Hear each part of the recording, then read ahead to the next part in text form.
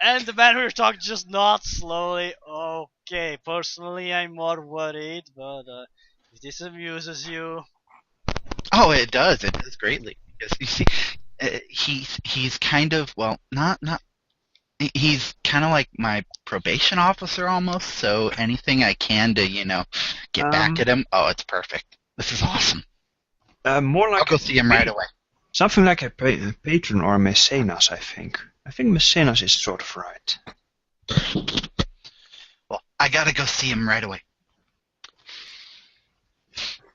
And I will talk to you later. And Nimbus runs off to the inn like as fast as he can. All right.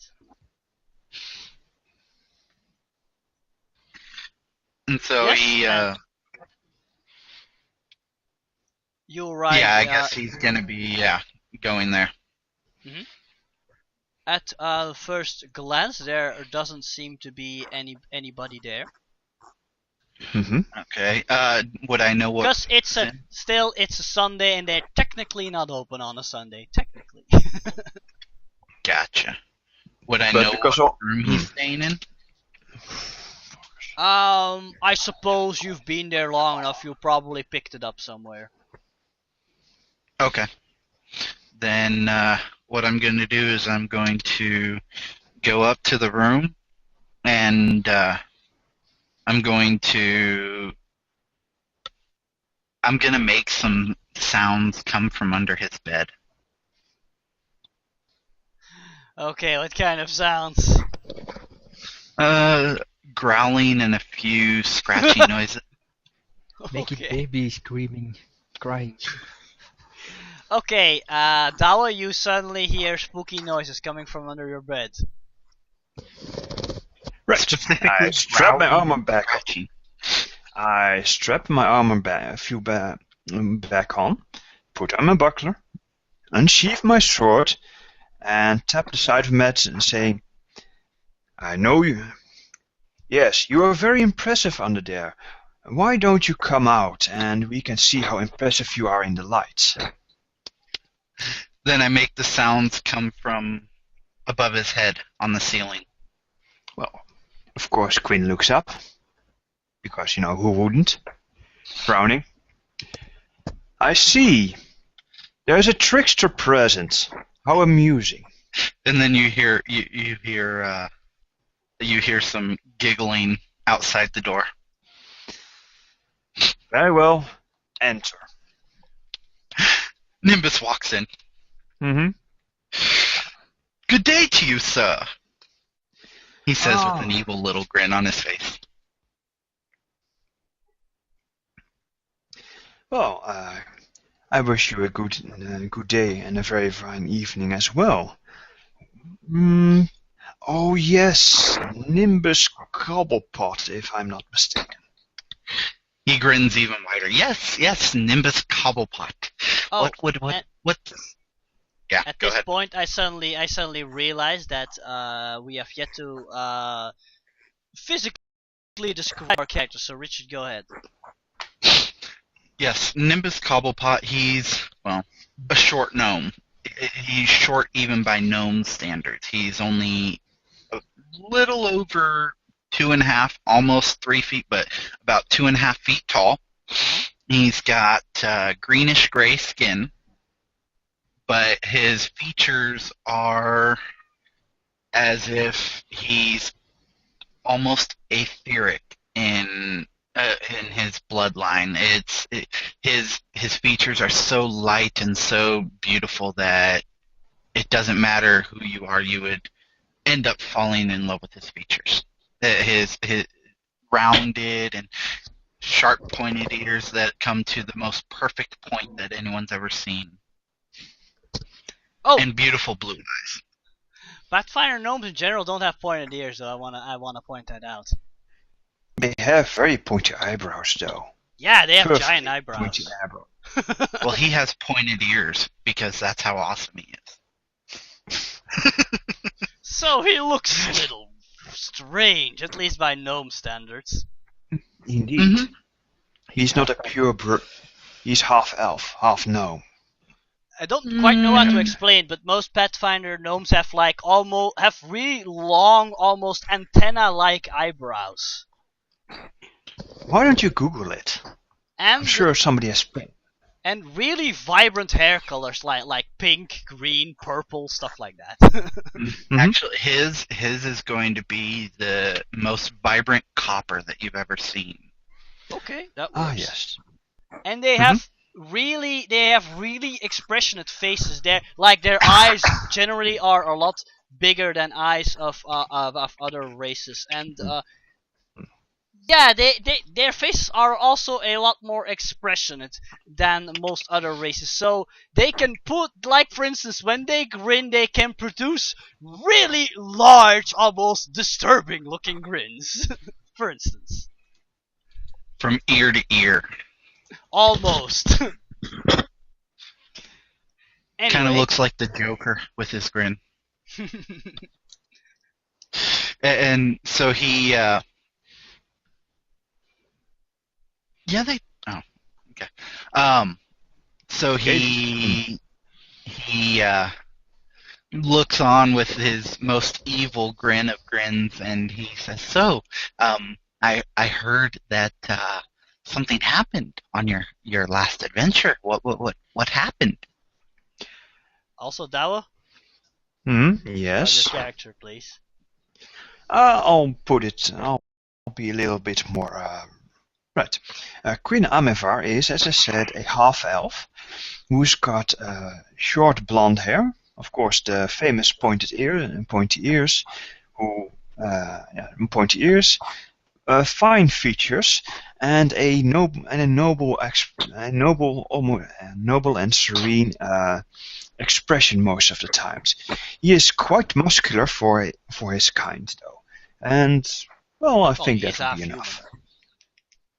He is half human, of course.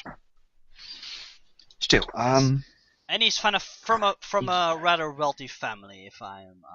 Yes, I had hoped that would have shown already, but yes, he prefers to dress in.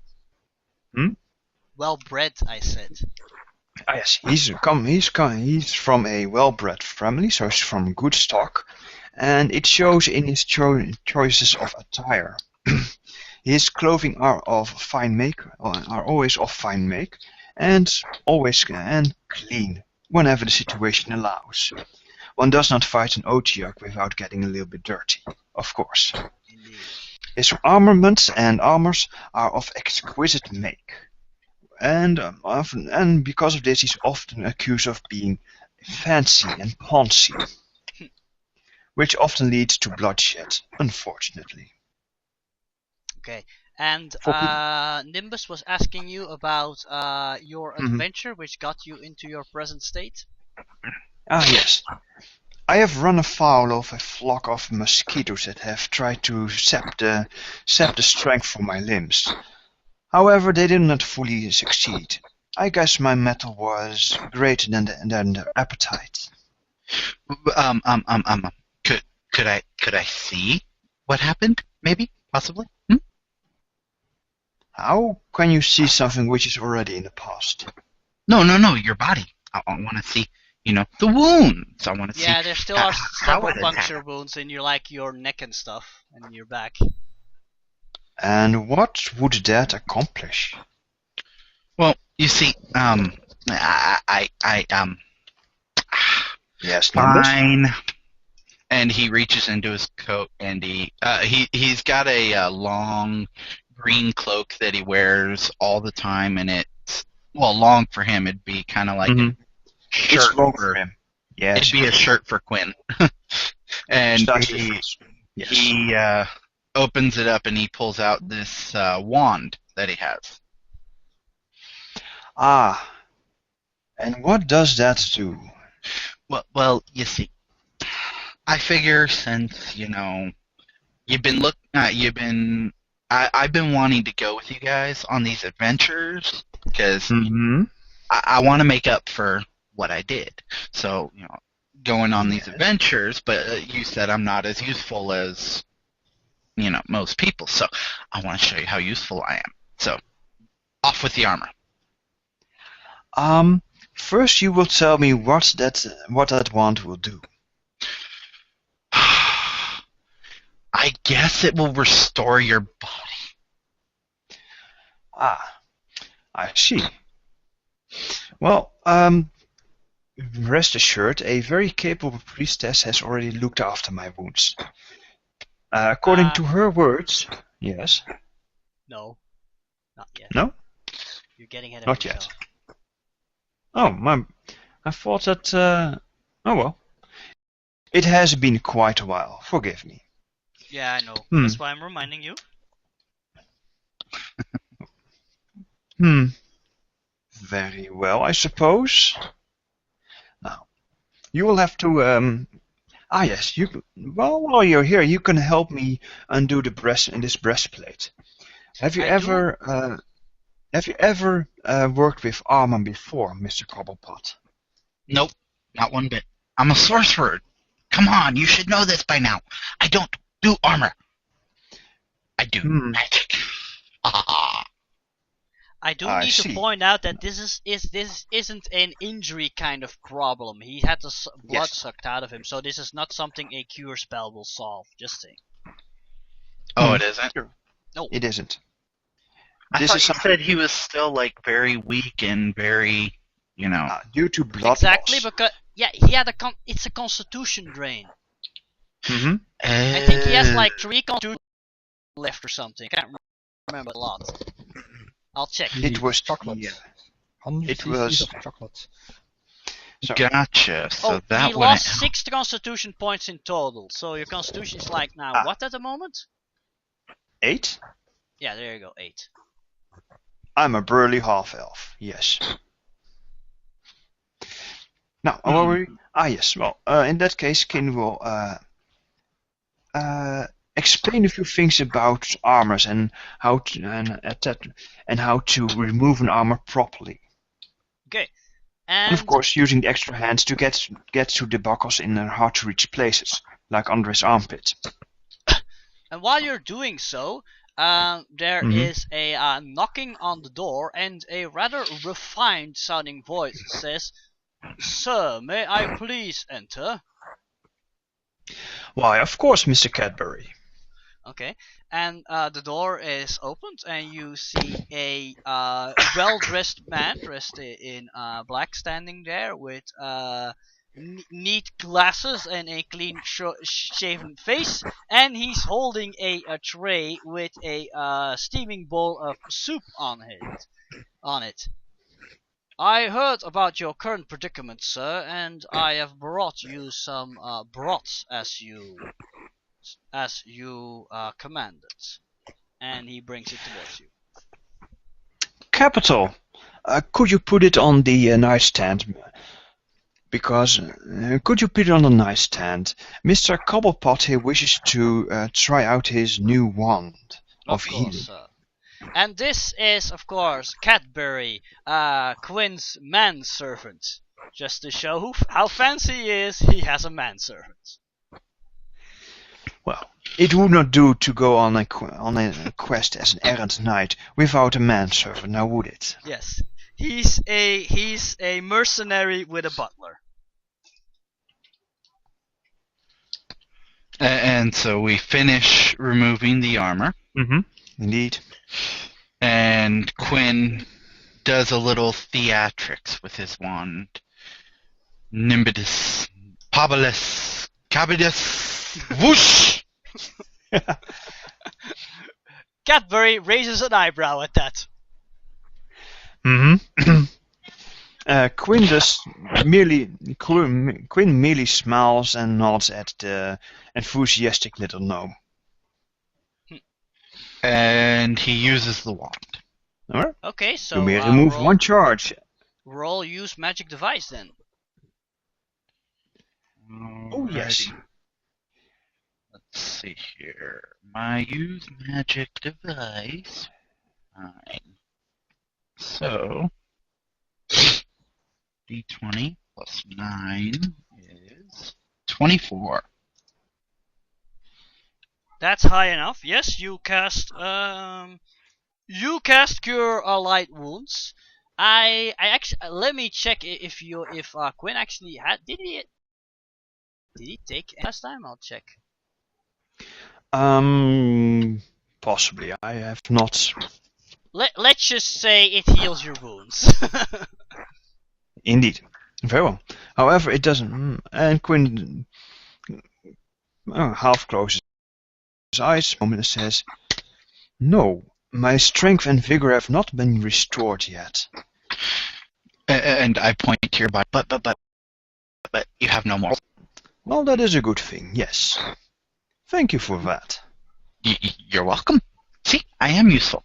Can I come next time, please, please, please? Won't your troop be lacking a performer while you are away? Well, it's either that or you could be carried in by Vars again. That is a compelling argument, yes. And you see his grin widen from ear to ear again. Watch it. Please? I'll consider it. It depends on what we will plan to do next. After all, perhaps we do not need a sorcerer. Your skill with the healing wand is very tempting and very good. And I'll talk it over with Chowder at the very least. Fine. But I say this. Next time you're carried in by Vars, I'm not going to let you live it down. I am going to make fun of you every day, all day, until you let me go with you. Which reminds me, going on an adventure is not suitable as punishment for that which you have done. After all, a lawful authority has commanded you to go with this troop to entertain and to come with this troop and, do penance this way, not by risking life and limb on an adventure. Yeah, but this is boring. I mean, I can entertain kids and, sometimes get the adults in on it, but this is just, I want to do something that's meaningful. And in which way do you seek meaning? What would you prefer? Helping people. That's my meaning. Ha ha ha. That laugh does it. I think I'm going to roll a sense motive on the little gnome to see if he's just really want to help people or if he's just plain bored. Okay, well then I'll roll bluff. Go Yes. ahead. Oh dear Lord. I don't even need to roll. I rolled a natural one.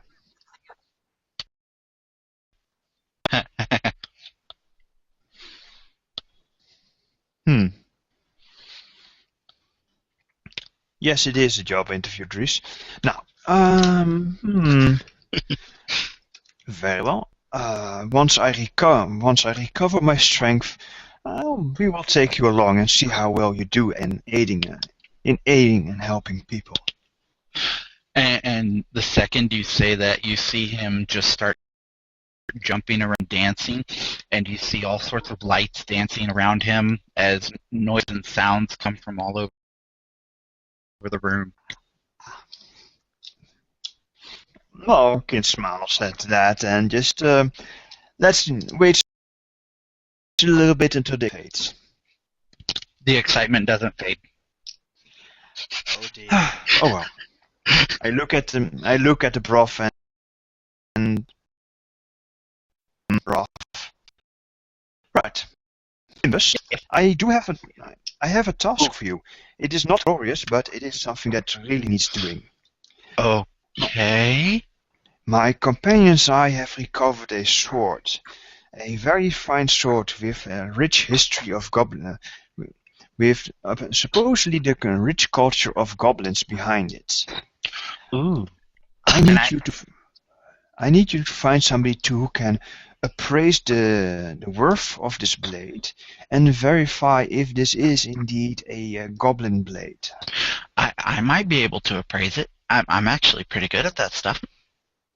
Are you now? Oh, that's convenient. And how are you on the lore of goblins? Well, normally gnomes and goblins aren't known to get along very well. I don't like them, but I can appraise it to see if it's like valuable. And after that, you shall need to find me a scholar of goblin culture, or a scholar of local history, for because this blade was used by a local hero, which will yes. Oh, Quin then motion at his backpack. It's in there. Nimbus runs right over to the backpack and opens it up. Also, Right, to the after a people bit at of- home, I've currently opened up a little map of Thornkeep. Right, And the place in that, access, by the way. And in it you will find anything you'd find in an adventures pack, including a few anything you'd expect in an adventurous pack, including a few bottles of unknown origins, and of course the sword of Zog. Or as we'd like to call it, the Zord of Zog. Yes. That's always fun. All right, so I grab the sword, and you see Nimbus kind of struggle to pull it out. He's only got a strength of 8. Wait. It's a well-made short sword, Mm-hmm. made for a small-sized person, so it's not too heavy for you to pick up. And it has somewhat of a green gleam to it. You see Nimbus study it for a minute, and then detect magic. Cast detect magic.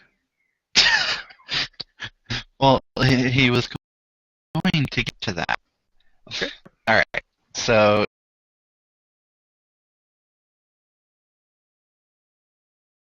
he sit out with it.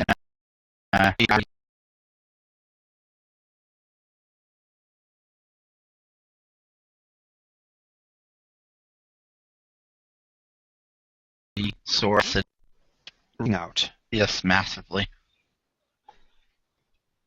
And apparently, well, I just got an error. Java heap space out of memory. Oh, great. Might have to restart soon. Is anybody else having this problem? On what? Nope. No. Okay. Have you rolled your spellcraft yet? No, I just did the detect magic. Let me see. Spellcraft would be 7.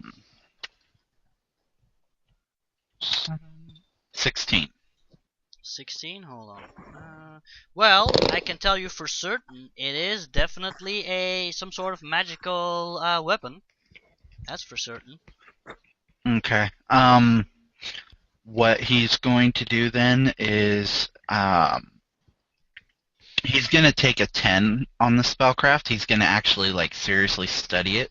Okay. Because as he studies it, he learns more and more about the magic. The first step is the presence or absence of magical auras. Second is number of different auras and the power. Yes. We know. Okay. So he's going to take a 10 and study it. Okay. And I'll meanwhile double check if my memory serves me correct, if I can actually remember what kind of sword it is. I think I do, but I'll better double check. Meanwhile, Quin prepares to have his supper.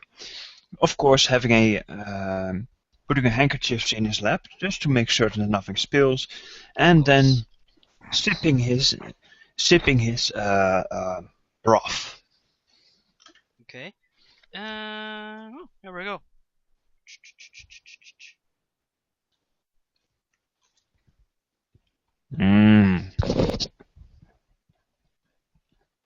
Okay. I Well, if you're taking your sweet time to identify what it is, I think I can actually hold on. Here we go. I need to double check if you got the DC right.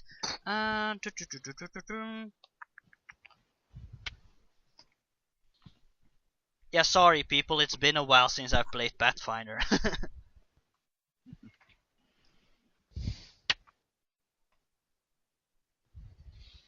And yes, as I said, it's definitely enchanted, but it just gives you it's just some sort of damage bonus. It probably gives you some enchantments been put on it to make the blade a little more sharp, shall we say. Okay. And in game turns, it's a +1 short sword. Yeah. Okay. He then does his appraisal to see if it is actually goblin made. Oh, I don't think you have the right kind of skill for that, though. Hold on. And I don't think you can use appraise and train, but I'll double check, okay? No, I have it trained. Have it? I modified my character Yeah, I sheet. haven't checked the latest version of your character sheet. Okay, sure, roll appraise then. Okay. I'm not used to people having appraise. That sucked. 14. Yeah. You're not 100% certain. It's definitely well made though. But you're not certain how much it worth, but you're getting the feeling it's worth more than a goblin would be able to pay because yeah, goblins.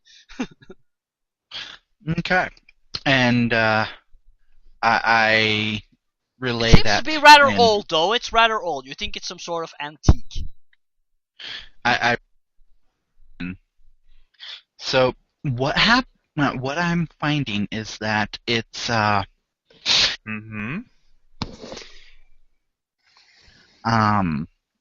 it's probably a good, sword. It's got a slight You're cutting in and out, so... Yes. Got a slight what? It's got a slight damage enchantment upon it, and it seems to be older, but much more valuable than any goblin would be able to afford. Also, you're not certain it's made of iron or steel. You think it's something else, but you can't identify it because, yeah, your roll wasn't high enough. It's also made of something that's more than iron or steel. I'd have to study it a bit longer to figure it out, but I think it might be some kind of stronger material. Or ask an expert, like a local blacksmith or something. Oh, yes. Wait, the blacksmith, he owes me a favor. I can ask him. Does he now? Mm-hmm. Well, because the local weaponsmith... Oh, no, wait, no, that's the black... Never mind, didn't say anything. Ignore me. Now first, also, let's see. Very well, upon the morrow we shall take this blade to the blacksmith and see if he can tell us what it's made out of. Okay. And also tell us how much the blade would be worth. Okay. Then we'll do that. And of course, after that you will have to find a local sage, one well versed in the history of this place. Okay. How would I go about finding a sage well versed in history? Well, there is a no map maker just outside of this inn. Perhaps you can ask him if he knows.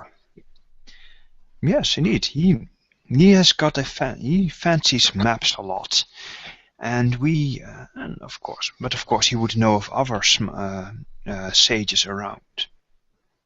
Oh God, and I hope I can do his voice right. He was always a difficult voice to do. Ah, yes.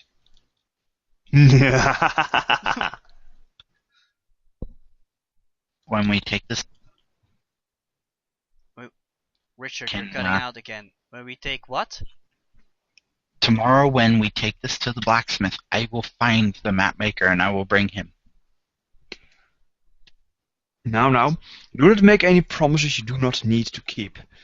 Why don't you just merely ask him if he knows a good historian? Oh, I guess. All right, fair enough. Then I'll do that. Excellent. Now, if you will excuse me, I have a rather important date, double date with both this wonderful soup and my bed.